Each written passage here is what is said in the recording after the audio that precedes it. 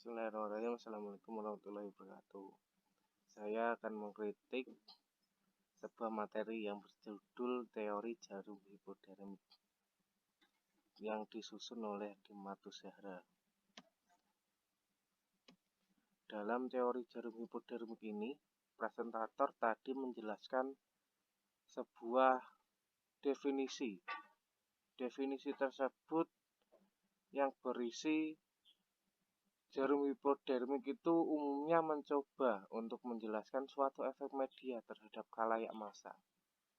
Kemudian presentator juga menyebutkan bahwa pada tahun 1920 ada sebuah ilmuwan yaitu Harold Aswell. Dia mengutarakan beberapa penelitian komunikasinya, yaitu jarum hipodermik tersebut merupakan sebuah teori peluru dan teori stimulus-stimulus respon. Kemudian jarum hipodermik ini bersandar pada suatu alasan induktif yang bersifat tradisional dan dilakukan melalui sebuah pengamatan untuk mendukung sebuah asumsi pada teori jarum hipodermik ini. Terus kemudian pada materi berikutnya, presentator menjelaskan asumsi dasar sebuah teori jarum hipodermik ini. Presentator mengemukakan asumsi teori ini yaitu sebuah media yang memiliki efek terhadap khalayak massa atau khalayak umum yang sifatnya itu langsung, kemudian segera, dan pada teori ini juga sangat kuat.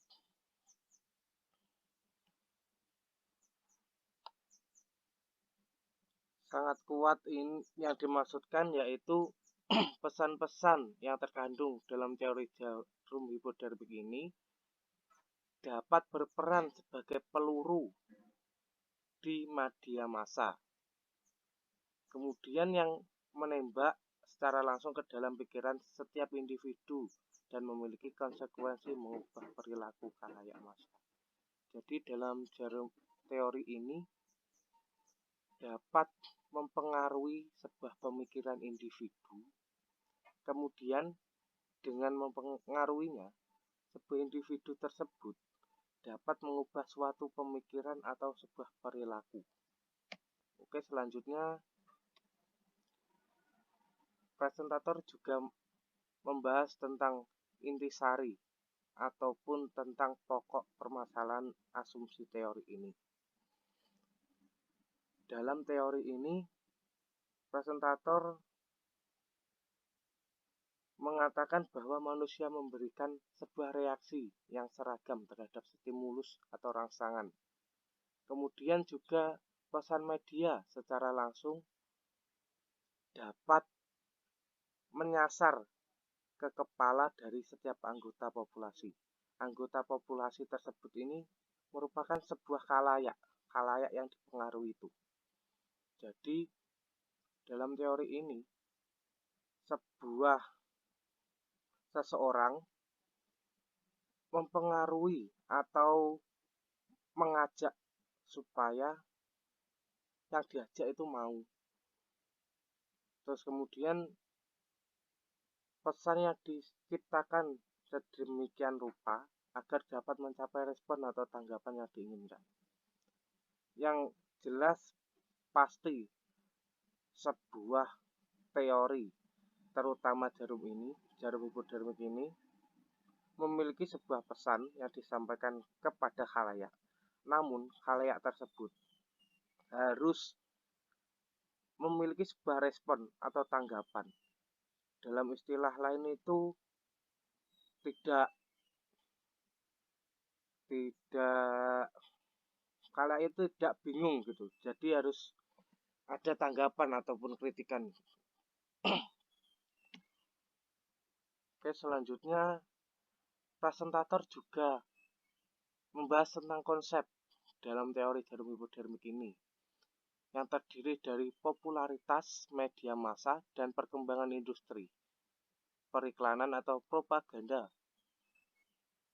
Terus kemudian khalayak tidak dapat menolak pesan-pesan yang diterima dari media massa tersebut. Pada teori ini disajikan bukan karena hasil pemikiran saja, akan tetapi juga disajikan berdasarkan temuan empiris.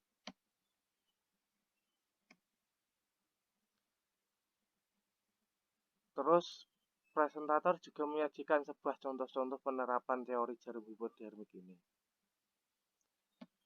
Kemudian kritikan terhadap teori jarum hipodermik ini yaitu pesan selalu mengalir dari pengirim pesan kepada penerima pesan dari atas ke bawah. Jadi sebuah atasan memberikan sebuah pesannya kepada bawahannya. Kemudian bawahannya menyampaikan pesan kepada teman-temannya. Jadi contohnya di dalam perusahaan terdapat sebuah kepala perusahaan. Kemudian kepala perusahaan itu mempunyai sebuah asumsi atau pesan atau saran untuk membangun sebuah perusahaan tersebut. Akan tetapi pemimpin perusahaan tersebut memberikan sebuah curahan isi hatinya atau sarannya itu kepada bawahannya. Kemudian khalayak bersifat pasif dan mudah dipengaruhi oleh pesan yang mungkin saja tidak selalu benar. Jadi dalam teori ini pasti suatu khalayak itu sangat berpengaruh dalam pemikirannya. Khalayak biasanya itu cuma memandang sekilas luarnya saja, akan tetapi dia tidak menelusuri secara dalam bahwa apa yang disampaikan itu benar atau salah. Kemudian teori jarum hipodermik ini telah terbukti gagal dalam berbagai penelitian.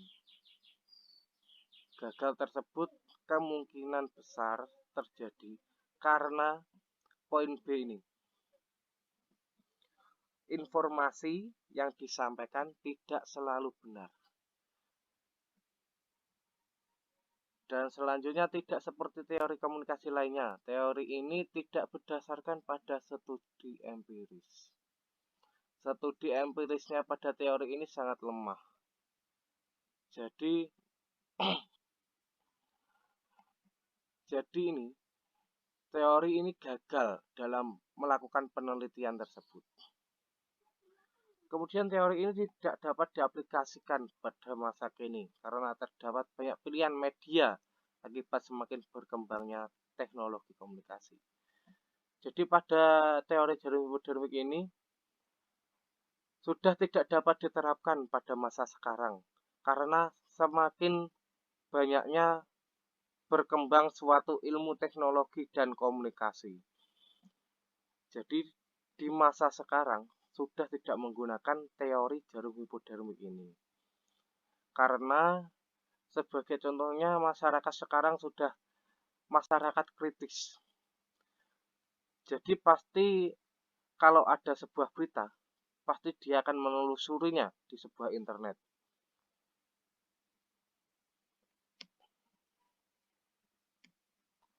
Penulis juga menyajikan sebuah kesimpulan. Kesimpulan sudah sangat membantu bagi pembaca. Dan di dalam makalah ini, penulis menyajikan sebuah animasi bergambar yang dapat menarik peminat pembaca. Dengan animasi ini, pembaca tidak merasa jenuh akan hal yang disampaikan oleh presentator atau penulis tersebut. Sekian yang dapat saya sampaikan. Apabila ada kesalahan saya mohon maaf yang sebesar-besarnya. Wallahul muwaffiq ila aqwamit thoriq. Wassalamualaikum warahmatullahi wabarakatuh.